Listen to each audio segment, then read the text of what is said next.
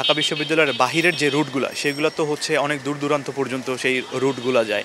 এই রুটগুলোতেও যথেষ্ট পরিমাণে সমস্যা রয়েছে। বাসগুলোর ফিটনেস ভালো না।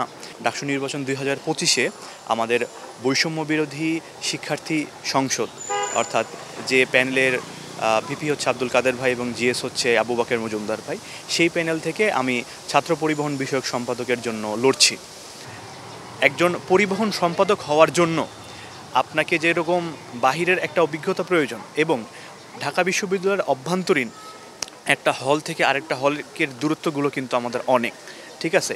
তো সেই জন্য আমাদের কিছুদিন আগে যে পরিমাণে ছোট ছোট শাটল বাসের একটা প্রচলন শুরু হয়েছে, সেইটাও কিন্তু যথেষ্ট না। এবং আমাদের ঢাকা বিশ্ববিদ্যালয়ের বাহিরের যে রুটগুলো সেগুলো তো হচ্ছে অনেক দূর দূরান্ত পর্যন্ত সেই রুটগুলো যায়। এই রুটগুলোতেও যথেষ্ট পরিমাণে সমস্যা রয়েছে। বাসগুলোর ফিটনেস ভালো না।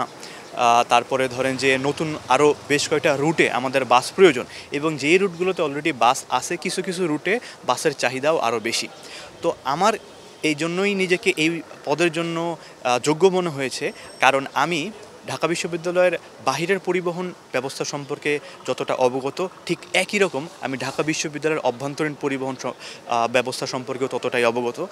আমি যদি ঢাকা বিশ্ববিদ্যালয়ের পরিবহন সম্পাদক হিসেবে বের হয়ে আসতে পারি, আমি ঢাকা বিশ্ববিদ্যালয়ের বাহিরের যারা শিক্ষার্থী রয়েছে, অনাবাসিক শিক্ষার্থী, তাদের জন্য যেমন কাজ করব, ঠিক একইভাবে আমাদের হলগুলোতে যে শিক্ষার্থীরা রয়েছে ঠিক একইভাবে তাদের জন্যও কাজ করব।